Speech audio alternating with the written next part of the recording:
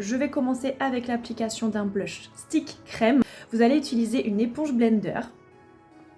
Donc c'est pas comme pour le fond de teint, vous n'allez pas forcément l'imbiber d'eau.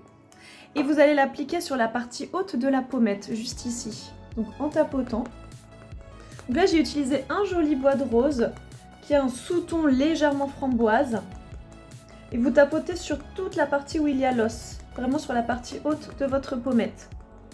Faut pas hésiter à monter un petit peu en direction de la tempe avec ce qui reste sur votre éponge. Et vous vous arrêtez à peu près ici au niveau du milieu de l'œil, un tout petit peu avant. Si vous en avez trop d'un côté, c'est pas grave, vous prenez l'autre côté de votre éponge blender pour enlever l'excédent.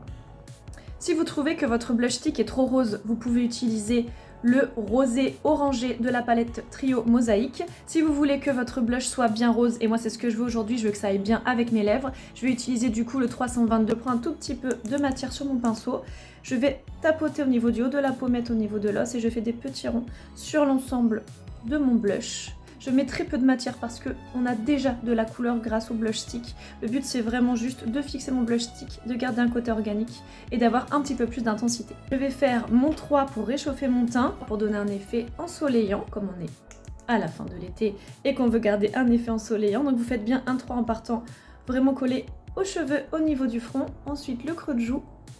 Donc moi je suis un tout petit peu au-dessus du creux parce que j'aime pas quand ça creuse trop. Et ensuite au niveau de la maxillaire, juste ici. Ouais, donc vraiment un 3. Et ensuite on repart dans l'autre sens pour équilibrer la couleur, sinon vous allez plus foncé en haut, plus clair en bas, et nous on veut la même intensité partout.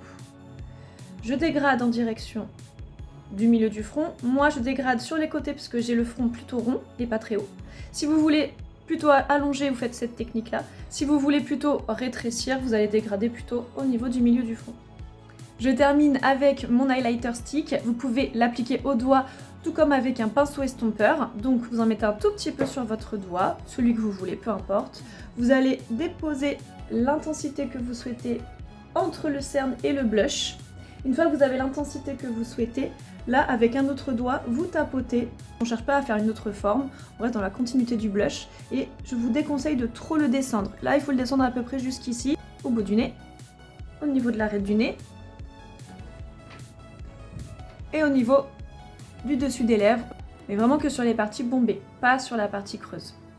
Et je tapote pour bien fondre, parce qu'il n'y a rien de pire que de voir un halo de lumière, il faut vraiment qu'il soit fondu avec le reste du teint. Vous pouvez également appliquer cet highlighter au niveau de l'arcade et du coin interne de votre œil si vous souhaitez illuminer votre regard.